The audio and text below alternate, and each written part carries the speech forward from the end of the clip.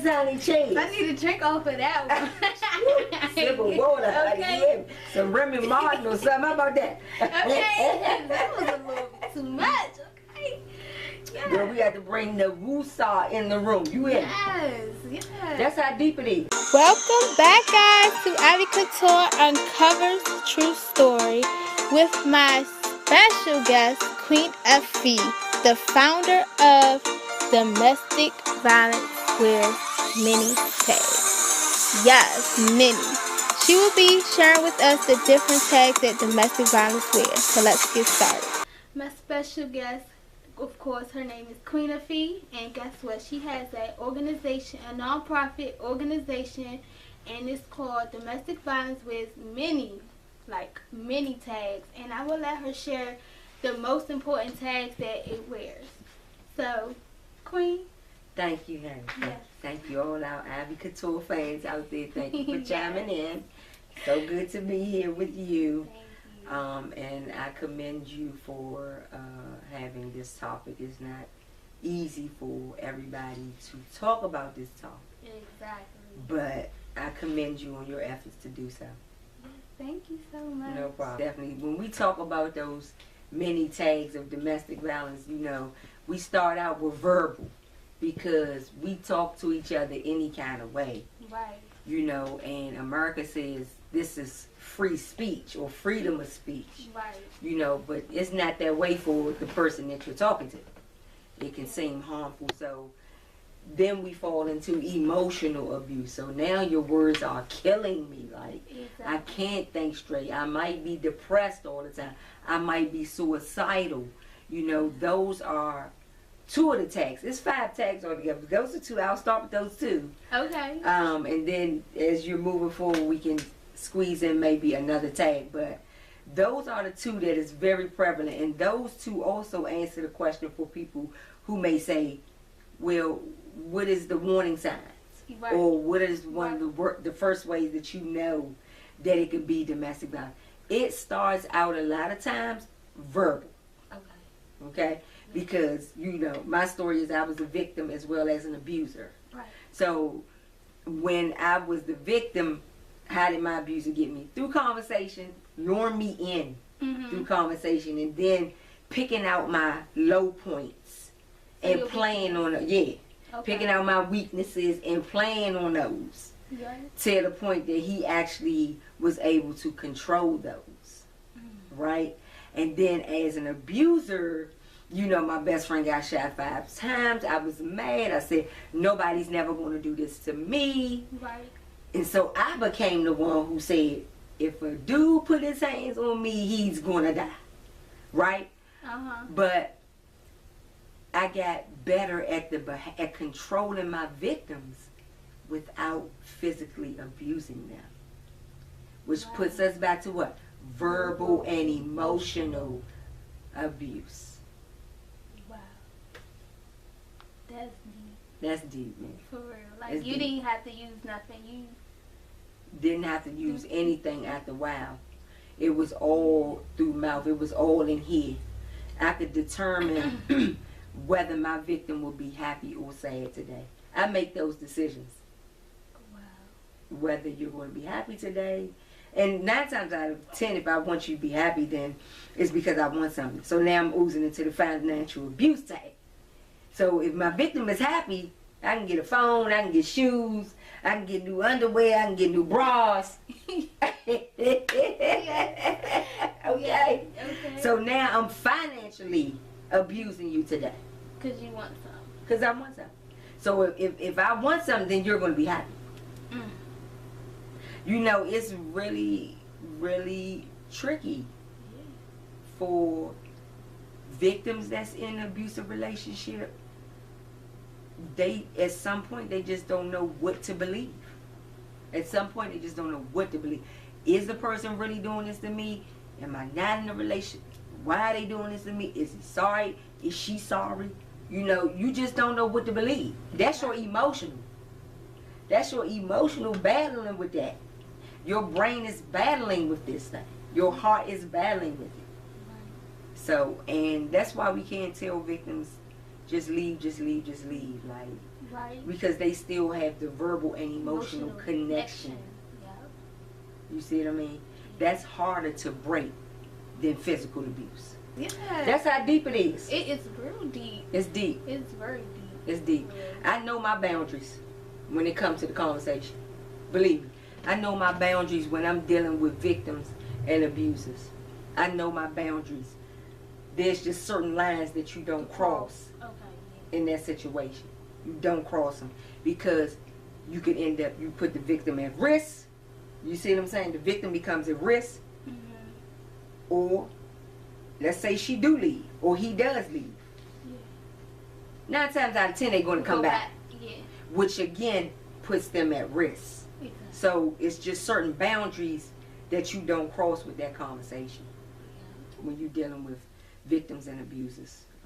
And I happen to advocate for both. I help both. Yeah. I break the cycle for both. Exactly, because you have a non-judgment, you know, and that's what I really like about your organization, because it's like no judgment, and you care for both sides because you've been in that situation that you was on both sides. Yeah.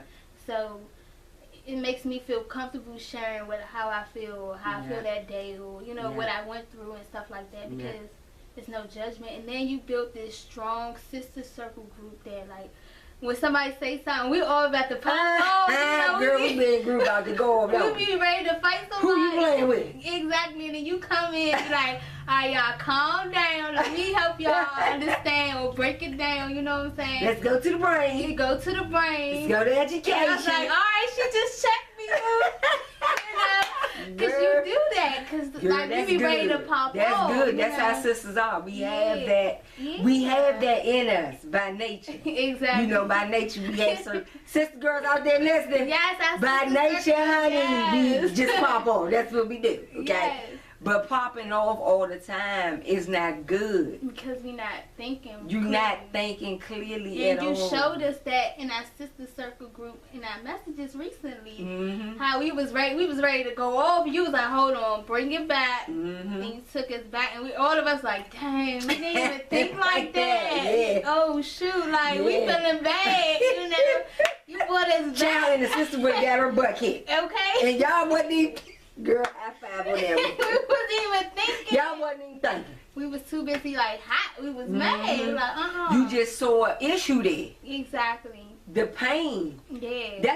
That's the good thing about the sisterhood, because our initial bond is off the pain. Exactly. We not bonded off hair, lipstick, blue eyes, green eyes, red eyes. Yes. We not bonded off of that. We bonded off the pain. So when the sister come to the group and be like, girl, all of us, we diving in. We was diving in. Yes. Yes. Because we don't want her to feel that pain, because we know that pain. Yeah. We don't want her to experience We don't that. want her to experience that. But then that's when you was like, but you need to know what she want. That's right. And we was like, everybody was quiet. Y'all want to beat the boyfriend up. Child, let me tell you, they want to beat the boyfriend up. You hear me? And they ain't even thinking. I had to bring them all the way down I was like, she checked me all the way. Like, I was like, all she got the way it. there. You hear me? Yeah, so I was like, she But got that's it. good. That's good leadership. Yeah. You know, that's good. That's a sisterhood, man. That's just can stand the test of time. Yeah. Because you identify with your sister pain. That is just like, that's the greatest bond that you could create in the world with your daughter, daughter, you know, and then taking it out into the world to other sisters to spread that love to them. Yeah. It's the greatest bond you can create, because you don't never want your sister to get hurt. Yeah. You see what I'm saying? Especially after you done been in the sister circle group. You don't want no sisters getting hurt. Like, Exactly. no. So that's why it's good when sisters can have a place to vent and talk. You got other sisters who identify with your pain. Then you got the therapeutic side of it, where you can get therapy right there on the spot to help you think about the pain. Exactly. You see what I mean? See, because we was going from here. Y'all was going from here. We wasn't going. You wasn't going from the brain. No, we You wasn't. was not going from the brain. We really wasn't, because we was. Y'all wasn't. Y'all was going from the heart. Yeah, we was too deep in it, because we be afraid to pop You know, I off. tell y'all, that heart is a vicious organ, boy. Yeah, so that's my other question for you. Why is that sister relationship is so important? Oh my God, it is so important, because even when we're out doing sister sessions with the younger girls and stuff like that, I ask them some really transparent questions about their attitudes and their behaviors and things of that sort. And so it's important for us to be able to digress, to have that sister who understands what we're going through and how we feel. Right. It's nothing to have a sister that you can call in the wee hours of the morning, or like our group, which is 24/7 by the way, 365 days a year. We're in group. We're in therapy. Working. We be getting random messages out of nowhere. Okay, we are there for our sisters all night long. Yeah, and you always say that if I'm not up, somebody up in this group. And we'll respond. And everybody's from different, different areas of states. So tell me, come on now, back to your question. That is the greatest bond to have in the world. It is. It really is. It is. Because, like, just being in there, I'm telling you, like, you feel safe, you feel comfortable. Yeah. And then it's like, just see how those women, like, got your back. Like, like I was saying, like, we was ready to fight through the messages. How we about to do that? Like, because you identify with the pain. Exactly. So that's just the circle. It's precious. Yeah. It really is precious. And it's unfortunate that the other thing that we do that's different about our circle is the fact that we do therapy. Yeah. In our circle. Yeah. And so, you got a lot of sisters out there that have complex about therapy. But let me tell you, you need it. Okay? Yes. We all need it. Exactly. As a sisterhood, we need therapy. Exactly. We need it together, and some of us need some sessions on the side. Exactly. Okay? I don't care what kind of sister you are. President sister, prostitute sister, because I keep it a trillion. That's what I do. Yes, that's right. She need a sister circle too. Yeah. She need therapy too. Exactly. Why we gonna leave our sister out there like that? Exactly. That ain't cool, boo. It's not cool. It's not. But you got a lot of sisters, they feel like that. They feel like if they go to another sister, they gonna get judged. Exactly. And that was my main thing too when I was telling everybody in the sister. I was like, they quick to judge you, or they quick to bring you down, or try to hurt you, or do something behind your back. Like, how do you supposed to trust this sister? Like, you know what I'm saying? So just being in this group, you teaching me how to, trust and build that sister relationship. That's right. That's right. And we always talk about it all the time. Like, they judge you by what you wear, what car you drive, and all that stuff. If they want to talk to you, you know. Yeah. So, and you have some sister clubs or social groups, or sex parties, jewelry parties. You know how sisters do it. You know how we do it. Stop faking out there, okay? Well, we do wellness parties. Yeah. That's what we do. Therapy parties. Yeah. So it's not based on, okay, if a sister don't have a Porsche, she can't be in our club. Exactly. Really? On what land? Really? Exactly. Who determines that? So you ain't getting no emotional wellness there, honey. You'll be and killed yourself over there with them. Go ahead, do your thing. To each his own, boo. You see what I'm saying? But I'm over here because I need therapy. Exactly. You see what I'm saying? Mm-hmm. Because for a sister, the struggle is real. It's really real. And it's really emotional for a sister. Yeah.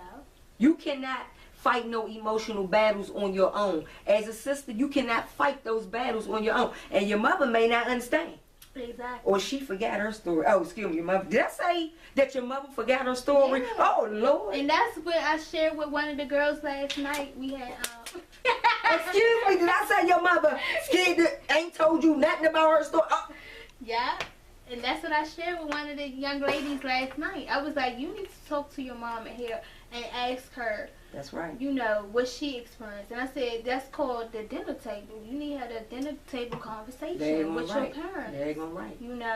So that you can break the cycle, because you can't say, oh, I'm not going to be like that, or I'm never going to be like, how do you know if you don't even know their story? That's right.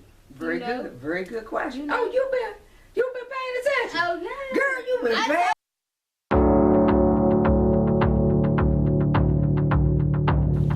Coming up next, QueenAfi will be sharing with us how she got the courage, the strength, and the heart to turn her daughter's tragedy into a love movement. Powerful story. I can't wait to share this with you guys.